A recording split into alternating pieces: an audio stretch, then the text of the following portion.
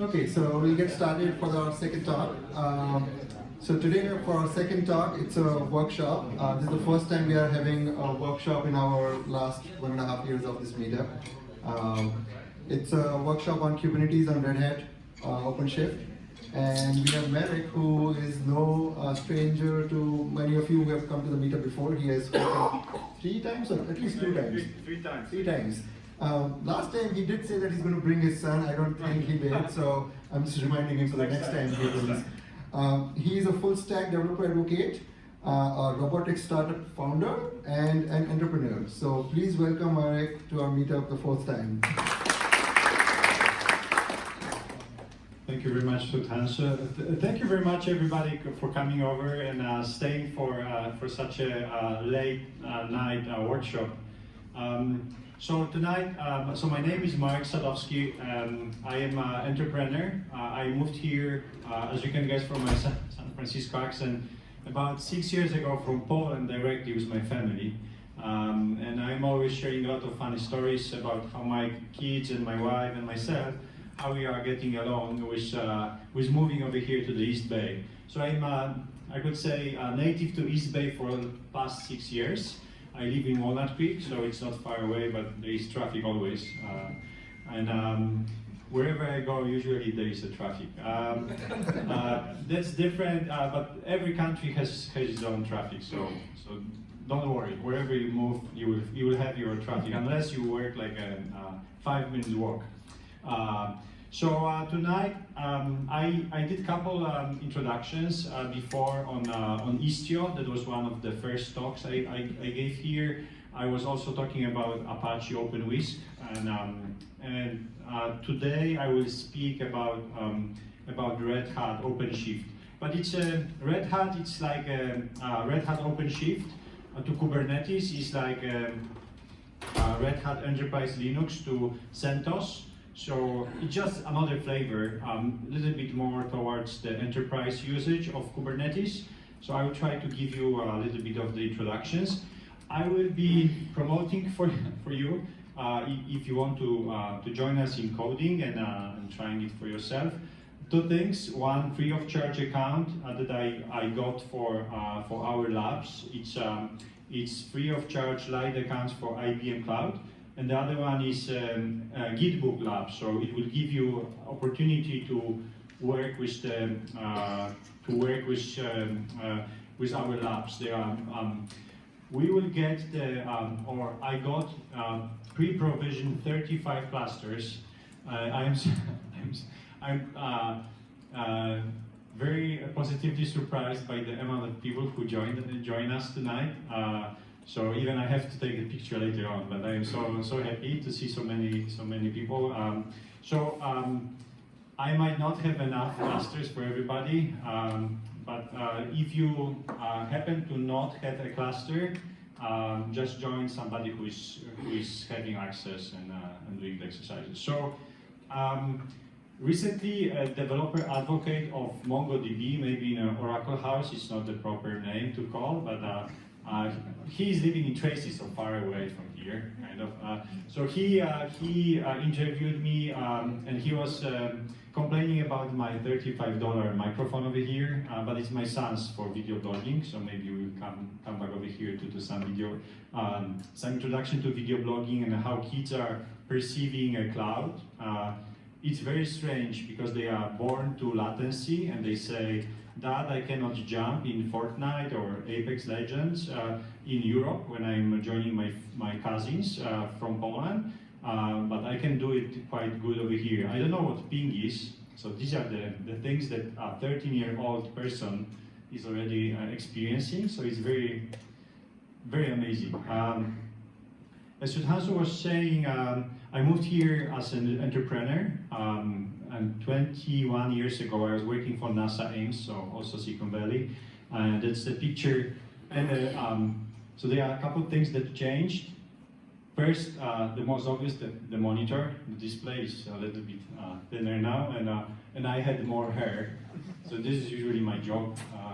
And I do various robots. Recently I even went to Berlin to try to change this robot into the cleaner of the trains. And we will see how it's going to turn out.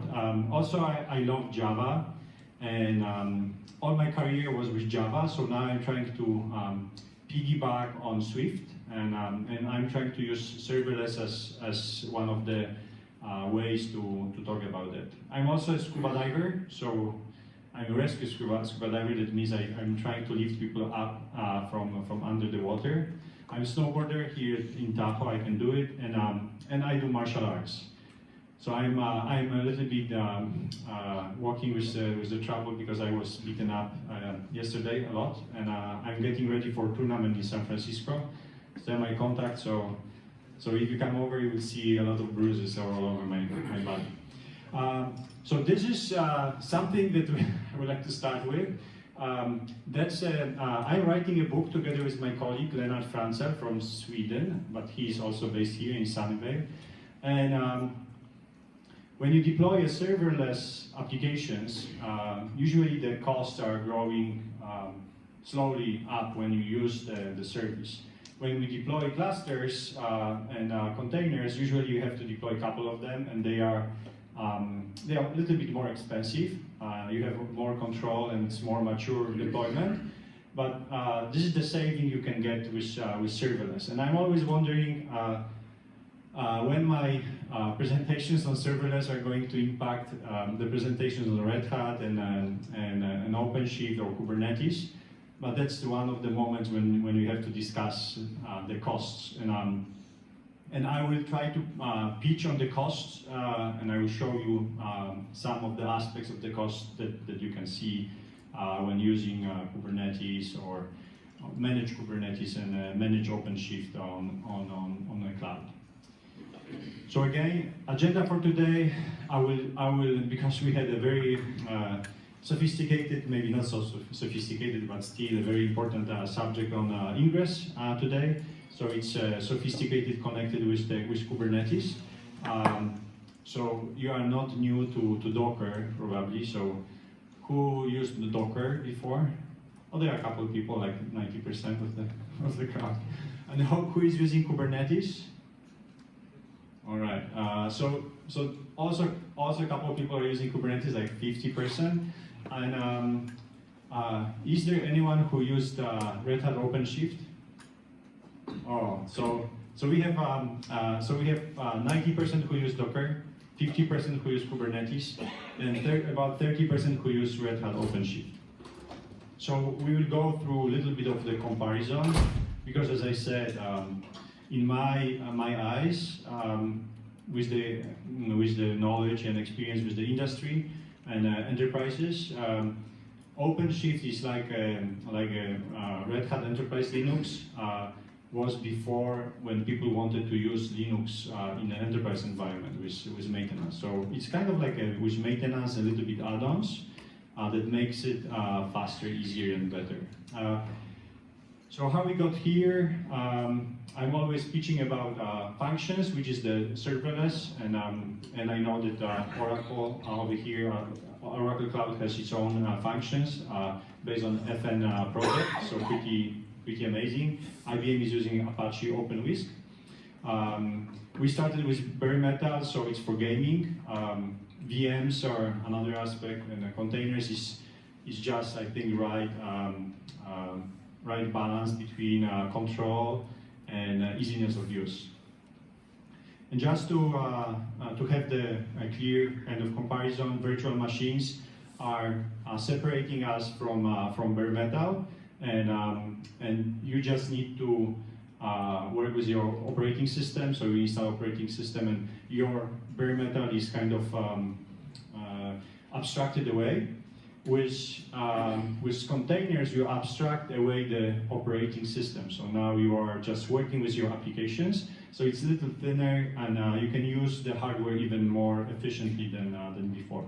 And if you use it in a clever way, or if it's possible, you can even decrease the amount of the software that is installed to the bare minimum. So it's a very small question.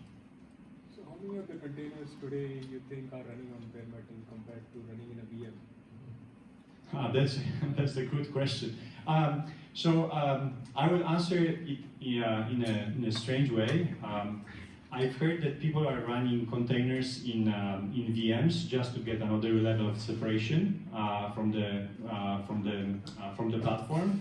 So that's I think it might be 50-50, but I'm not sure. Maybe you have better information. No, I was just wondering, like these big scale vendors like Amazon and Azure, when we ask them for a cluster, and Always is VM. So are they using VM or are they using something else?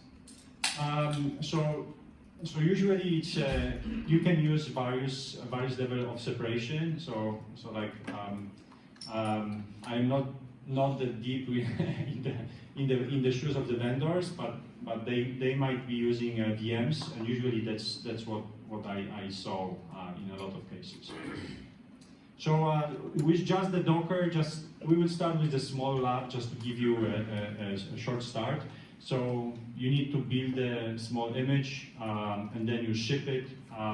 You provide it through the repository, and you can run it anywhere, on any cloud and in any place. And that's a great thing that started some more than 5-6 years ago with first deployments of the Docker. Docker is super cool because it's open source. And it bridges together two things, which is one, the development, and the second one is operations. So first of all, you have Docker Engine. If you want to join the first part of the lab, we will use Docker Engine to or desktop Docker desktop version that you can deploy your application on your desktop.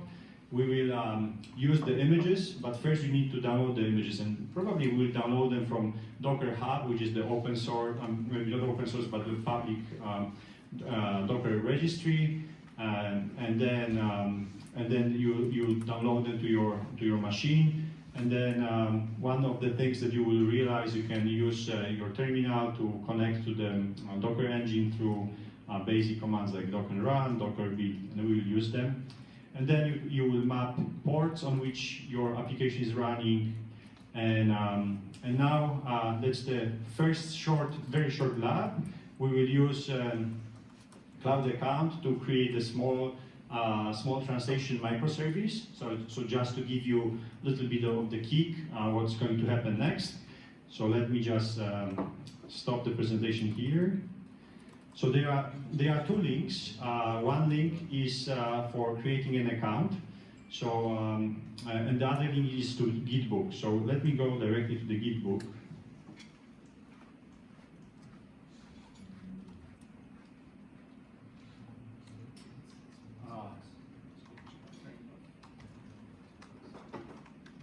One, two, three. Okay. So that's a good convenient way to work. I was afraid I would have to kind of work hard on that. So let me go with this link. So bit.ly/2020-OpenShift-Silicon Valley SV. So that's the link I'm going to use.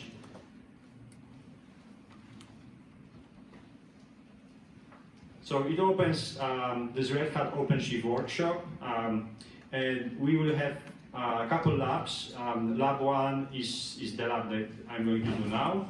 If you don't want to listen to what I'm going to say, and you are speeding up, you can jump directly to lab number 2. And stretch goal is lab number 3, even more with the stretch with the log DNA, so they are like two things over there. So on the left-hand side, you will see all the labs, and one thing that I need to do politely for you, I need to increase the size as much as I can.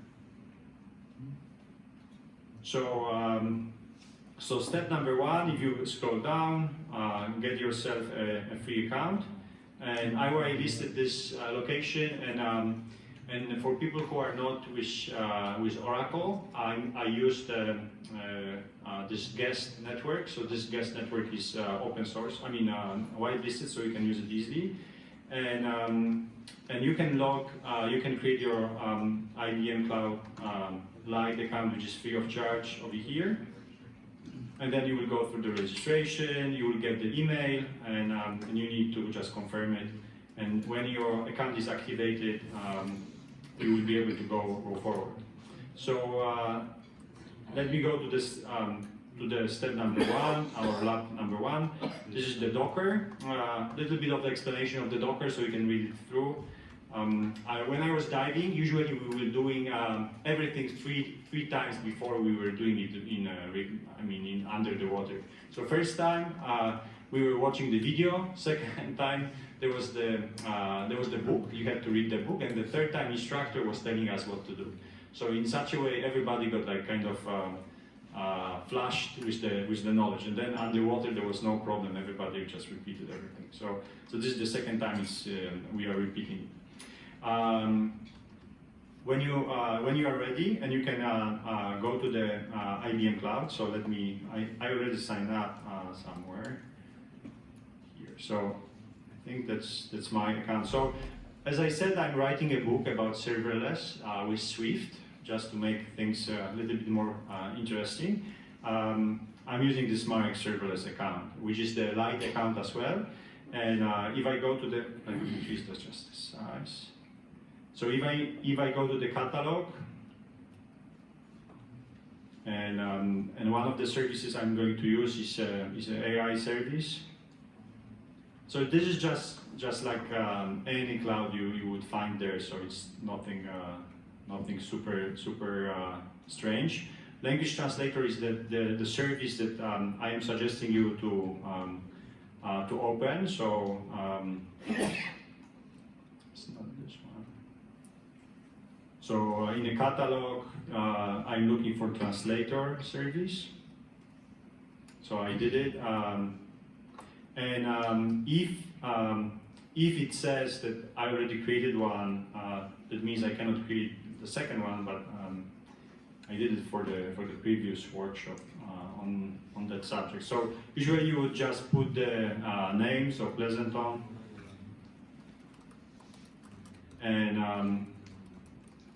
and when it's done, you would just hit create. I cannot do it. It asks me to delete it, so I have it somewhere here. Let me just dive there. Services. So I have this. I did a workshop in Emeryville. So let me just grab the. It asked me for service credentials, so I need to create service credentials, so new credentials. I will ask them. I will call them Pleasanton,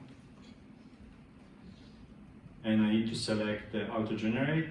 So what we are doing now, we are creating a service that is going to be consumed in our microservice in the container. So pretty simple thing. So we have this service. I can see how it looks like, and I can copy over the API key that we are going to use later on when we are going to start the service. So that's all I need from this service. So I will keep it now like this.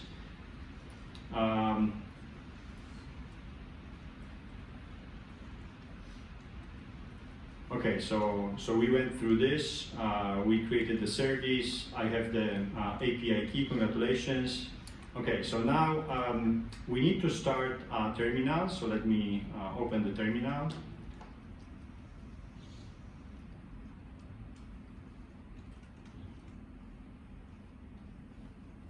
So I'm doing various. This is also I was doing a custom vision model for CoreML. So I was deploying the CoreML visual recognition services.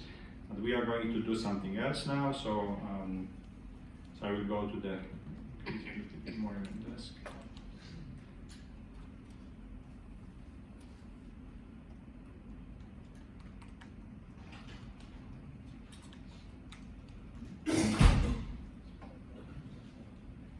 So I'm going to,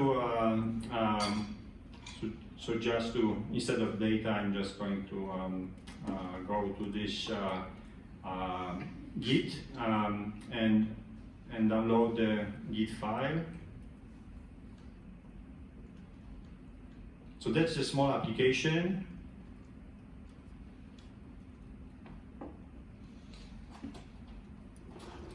Okay, it wasn't that long, so now I need to go to the the node file. And over here you will find a couple things that are necessary. So now you need to build the Docker image. And to build the Docker image, you need to do one thing more. You need to get yourself a Docker Hub account, a Docker account, and so you can do it in hubdocker.com. How it looks like, just to give you a little bit of the perspective. So if you go to hubdocker.com,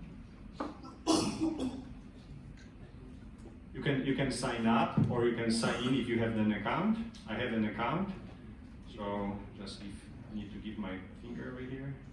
It's Blue guess. You can see a couple of the applications that I created, so this is you can host public repositories, or you can pay for the private ones. So I'm not going to use it at the moment, but just to give you information that you would need it to build the image. So I need to build the image, and I need this little dot at the end as well, because I'm going to build the image in the current directory. So can you build the image across directories? Can I build the image across the directories? I guess you can point to other directories. This example is super simple, so I'm not trying to kind of expand. But you don't need to be in the directory in which we are building. So if it's the question you're asking.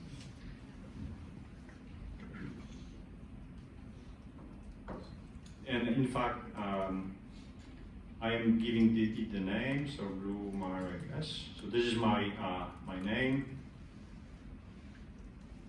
So it's building, and just to give you a little bit of explanation, it's also explained below. Also, you don't need to download it. You can just use the GitHub to download to build the image directly from the GitHub. So that's one of the options. But you will see a couple of commands popping up over here, and you can just have the explanation over here. First part, this step one, and where those steps are coming. So just to give you information about that as well, there's a Docker file, and this Docker file specifies every step. So if you look inside, you will see this Docker file over here. And this Docker file gives you all the details. So if I do more on Docker file, it will have the same steps. So these are the steps that were executed: step 1, step 2, step 3, 4, 5, 6, 7. And also these are the steps in the file. So step 1 from node 10. So node 10 is one of the images that is going to be used. It's a basic image. Then we are giving the directory, work directory. We copy the package JSON to the local directory, and we install so Docker is installing the application. And we copy the local files, and then we expose the port 8080, and then we start the server. And it's a server-side JavaScript, so it's based on Node. So now we can, when it's done, we can just run the image, and now you see we will use our. I can just copy it. So now I need to replace two things. One thing is my name, so Docker name, so Blue S. And the other one is Docker key. Remember, we created an API key for the application, and it's going to help us.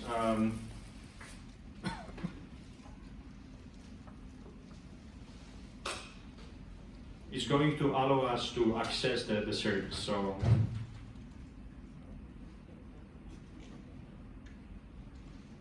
this is my API key.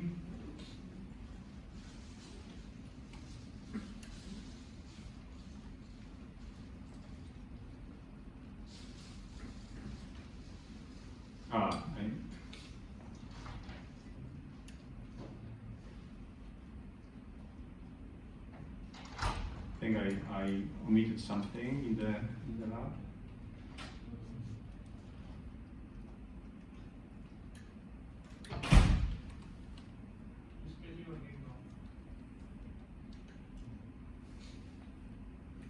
It's always difficult to do live demonstrations. I'm sorry. So now it works. I'm sorry for. And thank you very much for being for watching me over there. I should have some swag over here. Next time I need to bring a lot of swag. All right. So we have the image and it's running, and now we can try to curl it.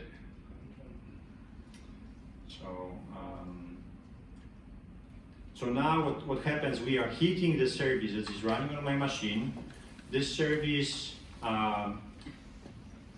gets to, with the API key to the cloud, and gets the translation service out of the cloud and returns the result. So now we can change the things. So we got this response. So we can add the language questions, for example, over here.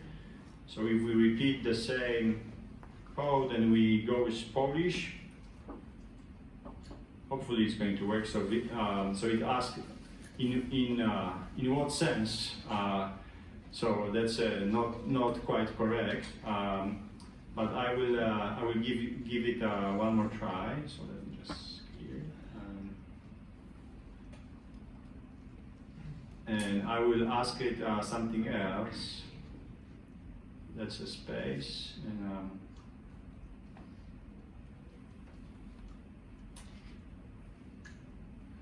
my Siri is asking me questions.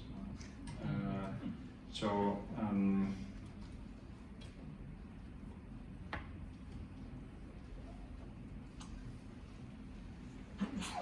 I will ask it to translate Fat Friday, and I will give you information. So, oh, that's a completely different, wrong translation. But I will keep it. It's a Polish translation, so it works somehow. So let me get back. So that's you can try various translations, and if you have done it, so it would give you the idea how the Docker works, and now you can build other larger translations. So I was asking it about Fat Thursday. Maybe I spelled it wrongly, but so today in Poland is Fat Thursday, and we eat in Poland a lot of donuts. So we eat donuts, like 4 of them, everybody like eats 2, 3, 4, or 5 and more. And we have also, we call it in Polish dry branches, so branches that you bring to make the fire. And in the same name, this is kind of the cake that you can eat. And I always like to eat a lot various things. And this is what my wife prepared for me, so it's almost the same. Hurushiki, yeah. So some people are knowing this kind of fish. So if you go probably to Chicago, you can get those easily or whatever. But when you start to do the translation service, let's say like now you just deploy one service. But I have a son who is really eager to start his own business at age 13. He asked me to, during the holidays, at the end of the year, to open a shop. And he said, I did it with Wix. I said, no, you have to use Shopify. I learned about Shopify, among other things, from NPR. So there was an interview with the people. So when you start with your own kind of the service or microservice that you would like to monetize on.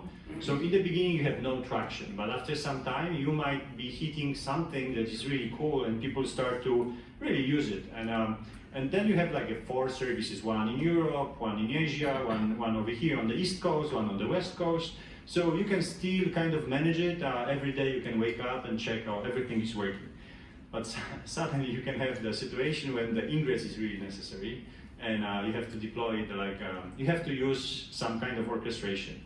And in this case, there are a couple of orchestration engines, and we are talking about Kubernetes. So we had the Kubernetes example. Why Kubernetes? Because it's open source.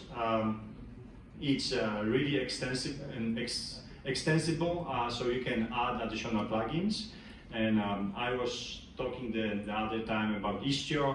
Over here is a general overview of the functionality. So you have intelligent scheduling, so you can schedule that your cluster will grow. You have self-healing, so if you hit the health check and it doesn't respond, you will restart the container. You can scale it horizontally. You can say I want a small deployment, large deployment, medium-sized deployment. You have service discoveries and load balancing with Ingress, for example, and then you have automated rollouts and rollbacks. So we can even go through the example next time to try to do things like that. So do the rollout of the application and then the rollback. We can use Istio for that as well, and you can train it.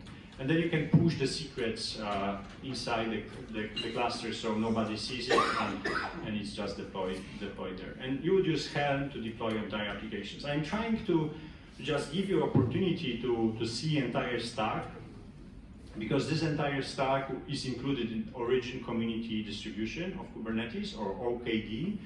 That is a basis for OpenShift. And OpenShift is just it's like this is like a CentOS, so it's a free version. And now OpenShift uses it and creates, based on this kind of OKD, builds entire OpenShift. So my colleague I met, Sai Venam, he's doing a lot of workshops and webinars. If you look for the Red Hat OpeShift, probably you would stumble upon his short videos with this very cool way when he draws in air. He's using light glass or whatever they call it, and he draws these very nice pictures. And the comparison between Kubernetes and OpenShift, what is different? In fact, as I said, it's OpenShift is included in OKD. I mean, OKD is extended to create OpenShift. It's a product, and OKD consists of, among other things, of Kubernetes, so K8s, so Kubernetes. You have Docker inside, or other ways to, but Docker is one of the things that you can use. There is Istio. I've heard that with version 4.3, I need to test it. There is also Knative. So a lot of various frameworks that they are really really useful. And in terms of the deployment, when you deploy application through Kubernetes, we are going to experience that. Experience the way how it's done on OpenShift, but when you have Kubernetes, you have to really start with the Docker, build the image, deploy it in a Docker registry or your private registry in the cloud, and then you have to create kind of your story around the DevOps, so CI/CD story. In terms of the OpenShift, you create a project and that's it. The project contains entire process. So it's self-contained environment that is very easy to manage. So when a bank, insurance institution, healthcare institution would go for the Kubernetes, they would probably ask, who is going to maintain it for us? Is it going to be maintained by open source? I received those questions when I was a client IT architect for banks, and I was trying to propose them with HP Unix or AIX Unix with IBM, and they were saying, no, we will go with Linux. So I was always saying, who is going to maintain it for you? Are you going to ask on the forums to get the patches for your Linux distribution? They said, no, we are going with Red Hat Enterprise Linux. I said, oh, okay. So they have maintenance for that. So that's kind of the story usually you would hear from the large organizations that require a lot of certifications or maintenance or support. When you manage your cluster with Kubernetes, you have so-so user interface. It's very modest. for example, in a managed Kubernetes deployment on IBM Cloud, you will see how the Kubernetes cluster is performing, if you have all nodes active or there is some problems. But it's very modest. And then you would use ELK, so Elasticsearch, LogDNA, and Kibana for seeing entire logs. And you would use Istio for your service mesh. In terms of OpenShift, you will see in a moment, you will see a very nice UI that you can just click on the things and you can manage your deployment. And they are using EFK instead of ELK, but it's just a very opinionative way of treating the distribution that they are using. In terms of security, which is kind of also important, in Kubernetes world, you would use role-based access control. You would use AM service of authentication authorization services. So you have to kind of build everything and build all the elements together. In OpenShift, where you create the project and all the security is embedded, so it's a little bit better than you would have with just bare Kubernetes. And it's opinionated, as I said, so you have, for example, you cannot deploy containers with root as a default cluster containers. You have to change it to the user, to the regular user.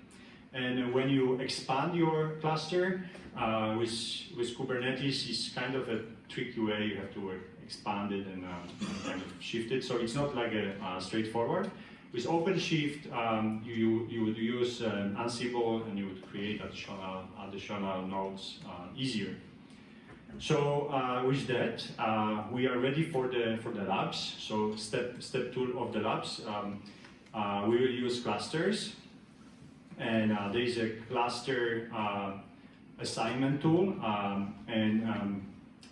and how it works. We have let me just open the. I will stop the slides. Try to stop them.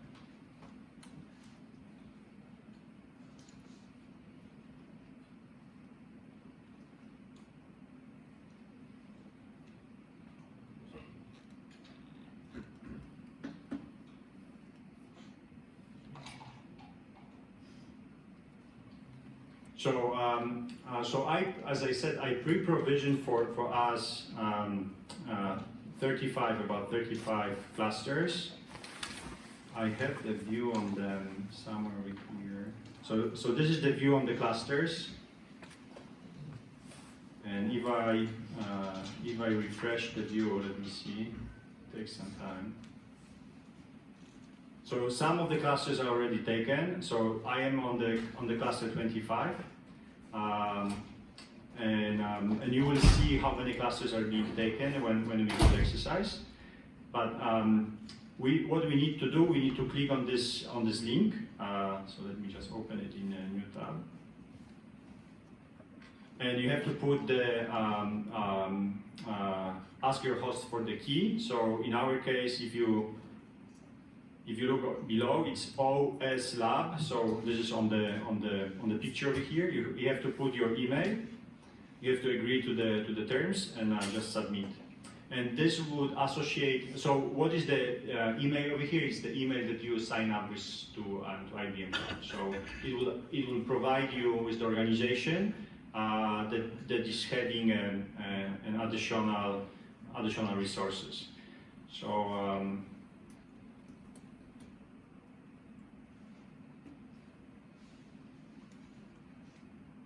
I'm just clicking because I just got this screen over here, and now I can log into my account, and so let me try to open this in a new tab.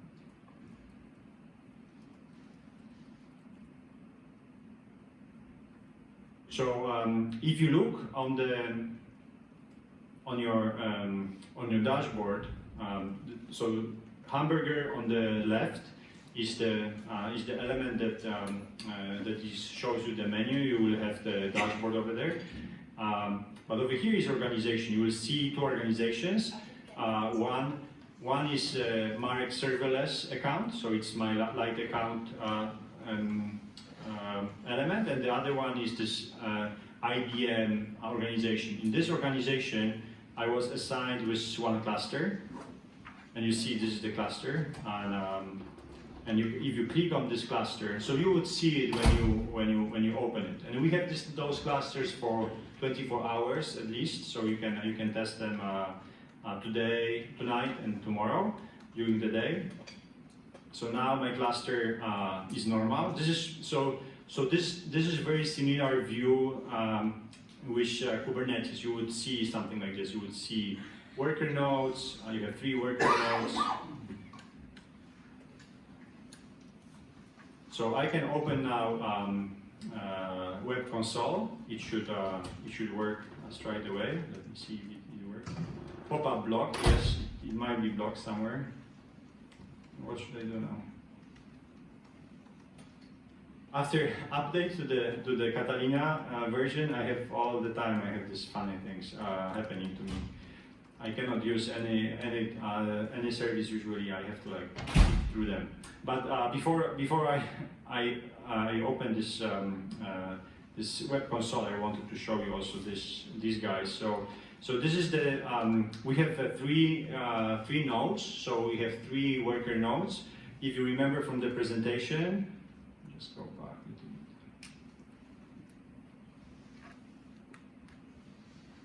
So we have 3 worker nodes. On each node, or each node is defined as 3 worker nodes. They have 4 CPUs and 16 gigabyte RAMs, 3 virtual CPUs. So these are pretty nice nice clusters. Usually such clusters are default for OpenShift. They are also good for Istio. When you deploy Istio, is kind of busy environment with a lot of pods. And you can see definition over here that everything is working. So let me try once more. Maybe I will see where is this pop-up coming up. Let's see. Put the Safari and then block.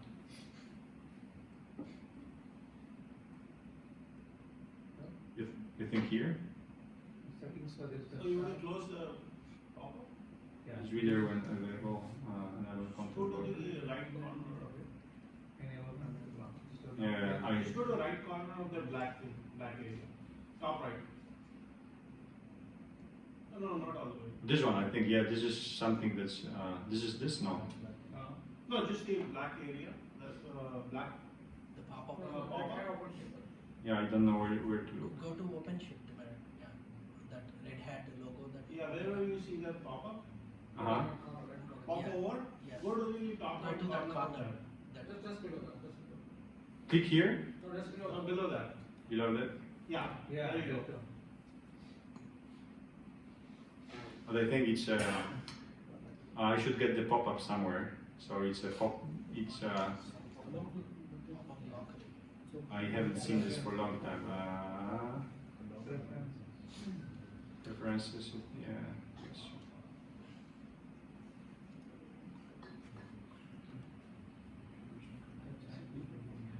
Yeah, it's. I remember when Windows introduced this thing that it was asking, "Are you sure you are doing what you want to do?" So it's. I think they are going the right path.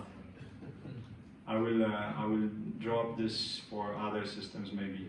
That's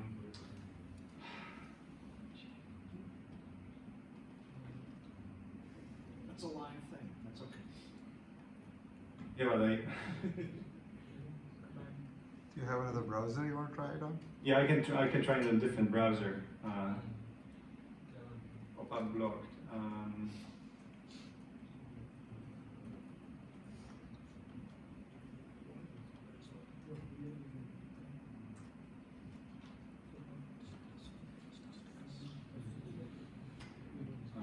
I would need to sign up with, yeah, that's the easiest way. So let me open with a different browser. Yeah, this is not good browser because I'm already signed up here.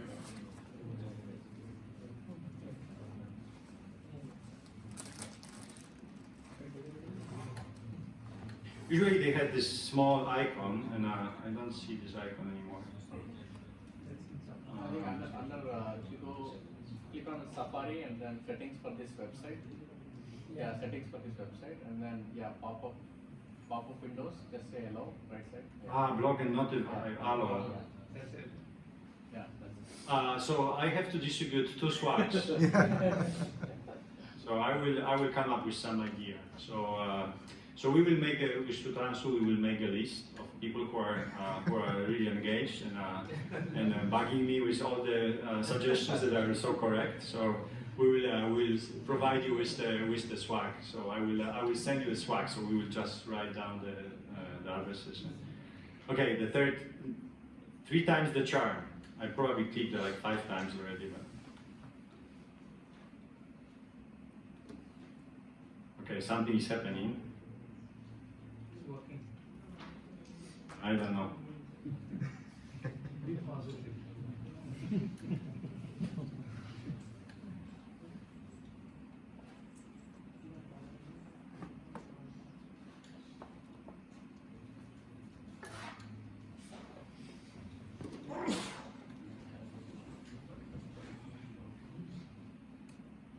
So this version of the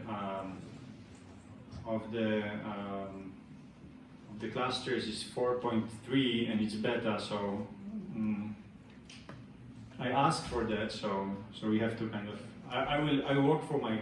Oh, now it starts.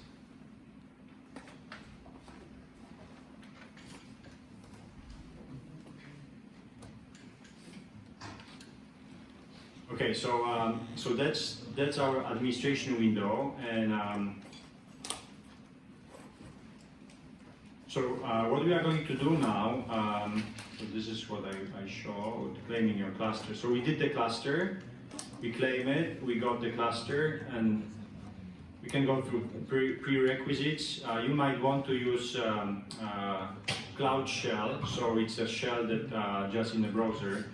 But it's not necessary at the moment. And we click here, and if you need, you can copy token that you can log in from your, for example, from the Cloud Shell. But we are not going to do it because we are going to use a very simple project. So in this project, what we are going to do, we are going to.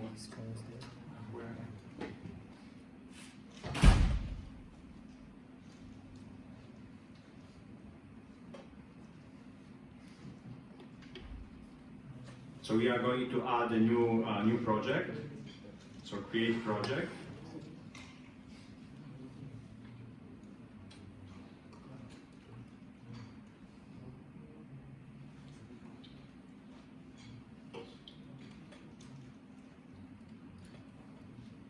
And we are going to give it a name, workshop.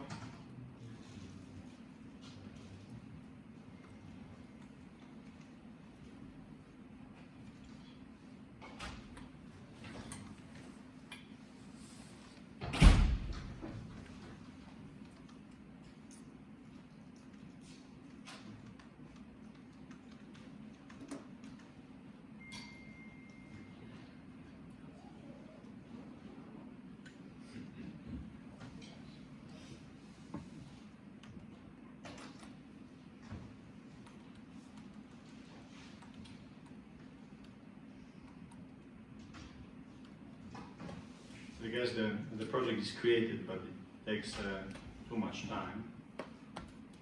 Already exists, yeah. So let me just browse the project. So we have projects, and our project is a workshop, so we should see it at the workshop Pleasanton. So it's here. If I click on the project, I can start to work with this.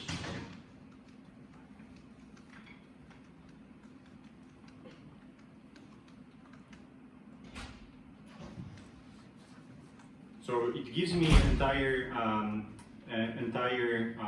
of, as I said, it provides for you everything. So now you can create you can create various things, and the thing we want to use is a container image.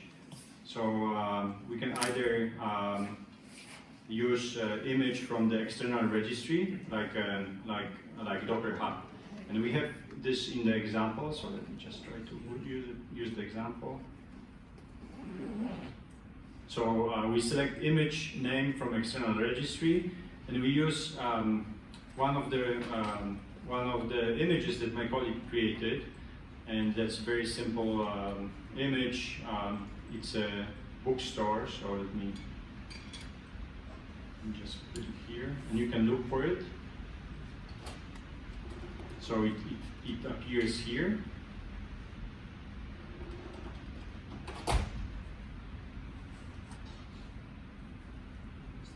And you just hit create.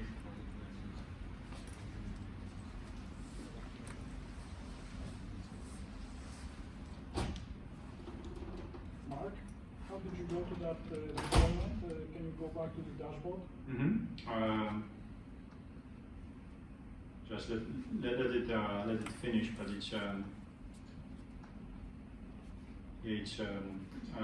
so I can now do it easily. So in dashboard you would click on the projects. Okay. And so this is under the home. You'd find the projects, and one of the projects is this workshop dash Pleasanton. As long as you're administrator, not developer. Yeah.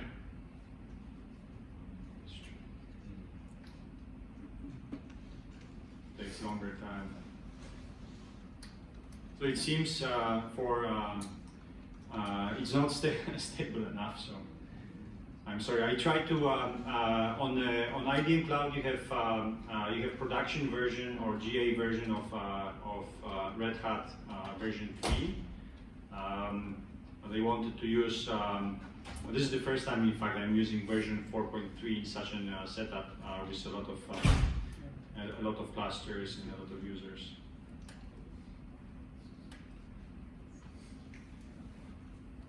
I think for some reason my OpenShift web console is open. And it says application is not available. Okay. For such a situation, there are two things that you can do because they are. Let me just check how many clusters are taken. So let me just review it. So there are still plenty of clusters that are taken. I might want to.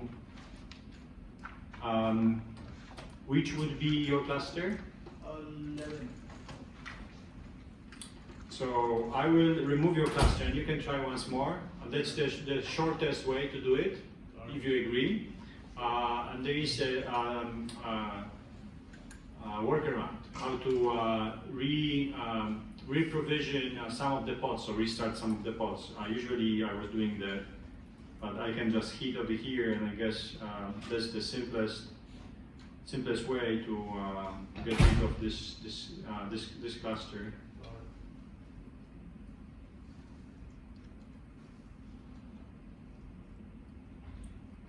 So we can try to get assigned a new cluster once more. And, So would you take requests for whitelisting the IP, because I would want to try home? if you try in home once more, it should work. I whitelisted everybody. So if you are on Oracle network, I didn't whitelisted that. I whitelisted the key.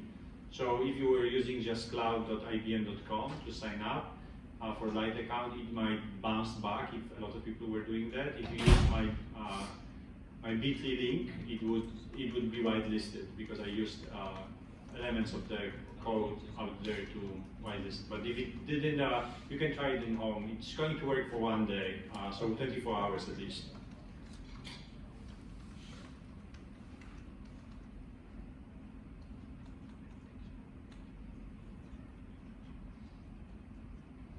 I'm trying to work it out. If it's still is causing the problems, we'll try to. I will do it manually later on. But there is with workaround. Let me just give you the some of the FAQs. So if you don't see web console, you can just delete one of the pods, but you have to log in over there. There is like a process to do it. Usually, I was logging to the environment and using the environment token. So yeah, in order to get the token itself, I need web console. you need web console, or you can get it from without that. So you see over here project copy login command. So, but it's also over here actions.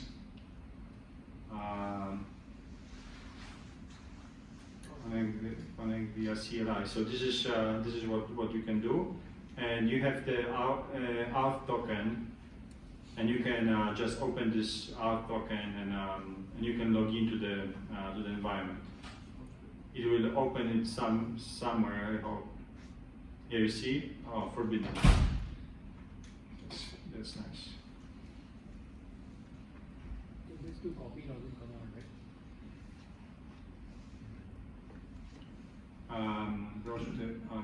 Browse to the auth.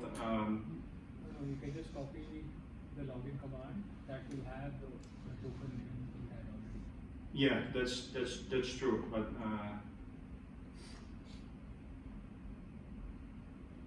Yeah, I got through the console with the new cluster. Oh, okay, Yeah. okay. So that worked, but it's usually that there is a challenge with going like you were saying.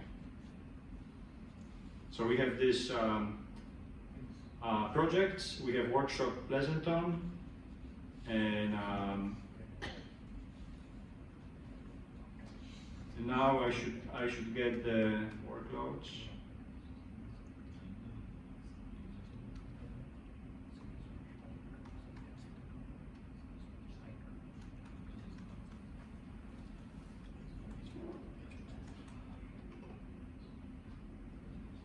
So there's my application.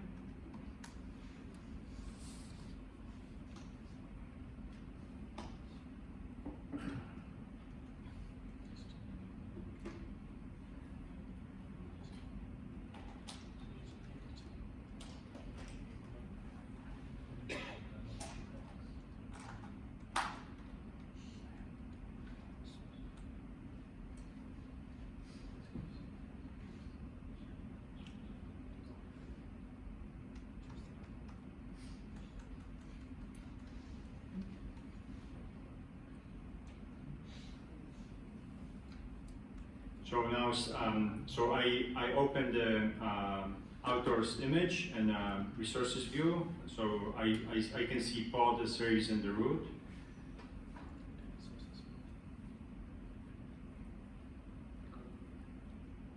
Still updating. So.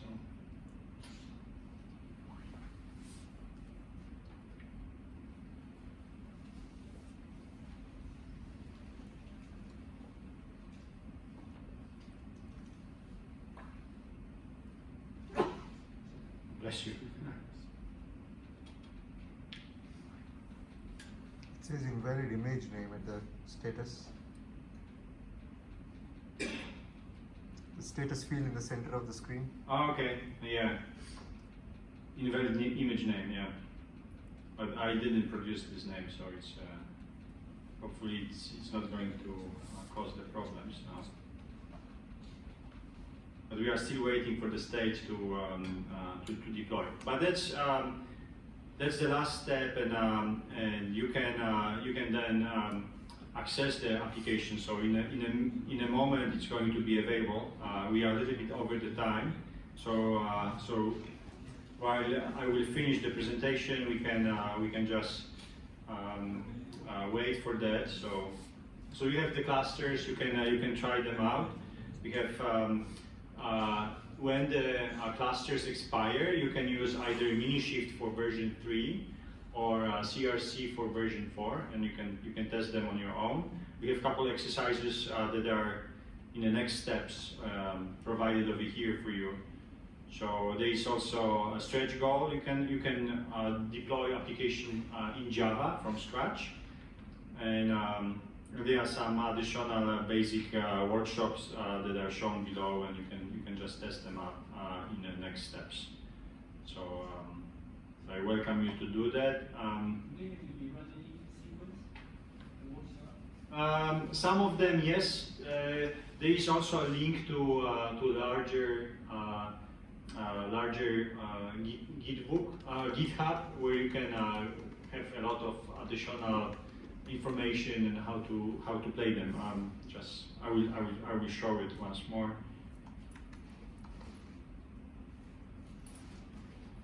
So in the next steps, if you go for this site, you will see entire labs system. So you will have a lot of labs that you can test and go through them. I was able to go through them in one day. So let's say if you have the time tomorrow in the morning, you can just go through entire stack of having already the cluster ready for you, and we will provide you with the presentation. So Hans will be able to send it to you if you need additional kind of help, and you would forget, for example, that the name of the cluster is, the key to the cluster is OS lab, so it should be easier. But everything is explained here. The lab I was doing is deploying existing images is very easily shown here, so you can just click and go through entire process. So so then you should see something like this, but we are still waiting for that, for this screen.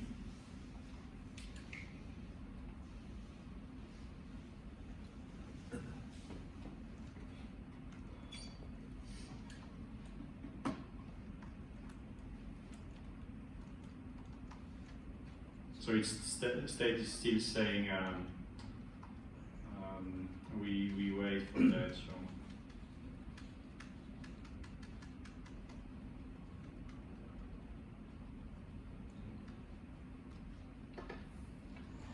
okay. So what are the conclusions? Red Hat OpenShift is extended, curated version of Kubernetes with some other opinionated stack that is being used on OKD, so origin distribution for Kubernetes, and you can just origin community distribution of Kubernetes. So you can even install it as if you want to use it for free and learn about that. And other than that, I think the biggest thing is that I'm providing you with the cluster that you can test for about 24 hours, maybe longer. If I get the information from my colleague in IBM that he can provide us with the longer access to the Red Hat, and you can use Red Hat OpenShift on any cloud basically. So that's a good thing to learn. And is anyone over here looking forward to go through the training and certification from Red Hat OpenShift? I'm asking because I was asked to go through this certification. I've heard that the exam takes about 6 hours, so I'm already very happy for that to study, and I will be a source of information.